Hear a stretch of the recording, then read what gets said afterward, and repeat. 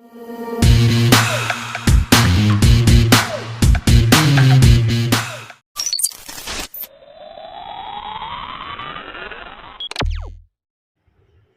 Friends, எல்லோரும் எப்படி இருக்கீங்க? நல்லா இருக்கீங்களா?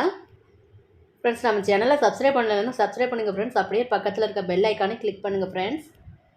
ஹெல்த்தியான ஒரு ஈவினிங் ஸ்நாக்ஸ் எப்படி செய்யலான்னு பார்க்கலாம். இப்போ பேன் எடுத்துட்டு அதில் ஒரு ஸ்பூன் போல் ஆயில் சேர்த்துக்கலாம். ஆயில் நல்லா ஹீட்டாகி வந்தோடனே அது கூட ஒரு அரை ஸ்பூன் பெருஞ்சீரகம் சேர்த்து தாளிச்சிக்கோங்க. கூடயே ஒரு 2 கருவேப்பிலையும் சேர்த்துக்கோங்க. பொடியாக கட் பண்ணி எடுத்த ஒரு பெரிய வெங்காயத்தை கூட சேர்த்து நல்லா வதக்கிக்கலாம்.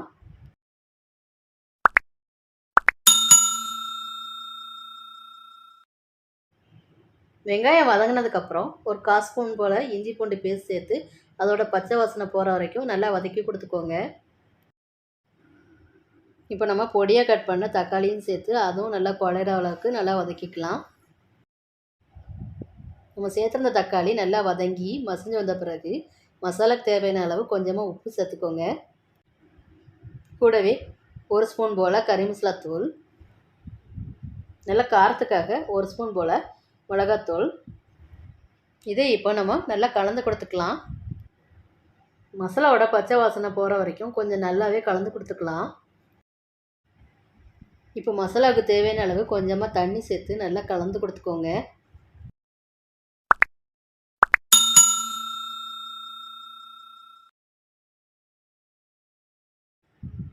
தண்ணி நல்லா கொதி வந்துட்டு இருக்க நேரத்தில் நம்ம வேக வச்சு எடுத்த கொண்டக்கடலையை இப்போ இது கூட சேர்த்துக்கலாம். கொண்டக்கடலை சேர்த்ததுக்கப்புறம் மசாலாலாம் கொண்டக்கடலையில் நல்லா பிடிக்கிற மாதிரி நல்லா கலந்து கொடுத்துக்கலாம். மசாலாவில் உப்பு சேர்த்துருக்குறோம். கடலை வேக வைக்கும்போது உப்பு சேர்த்துருக்கிறதுனால மேற்கொண்டு உப்பு சேர்க்கணும்னு அவசியம் இல்லை.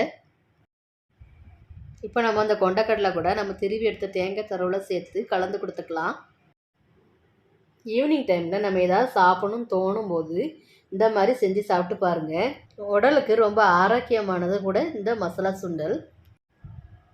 இப்போ இதை நம்ம கலந்து கொடுத்ததுக்கப்புறம் கடைசியாக திருவி எடுத்த கேரட் திருவலையும் பொடியாக கட் பண்ண வெங்காயத்தையும் சேர்த்து கலந்து கொடுத்து இந்த மசாலா சுண்டலை இறக்கிக்கலாம். ஃப்ரெண்ட்ஸ், நீங்களுமே ஈவினிங் டைமில் இந்த மாதிரி ஸ்நாக்ஸை ட்ரை பண்ணி பாருங்கள். ஃப்ரெண்ட்ஸ், லைக் பண்ணுங்கள், கமெண்ட் பண்ணுங்கள், ஷேர் பண்ணுங்கள், மறக்காமல் சப்ஸ்கிரைப் பண்ணுங்கள், பக்கத்தில் இருக்க பெல் ஐக்கானை கிளிக் பண்ணுங்கள். தொடர்ந்து சப்போர்ட் பண்ணுங்கள் ஃப்ரெண்ட்ஸ். தேங்க்யூ.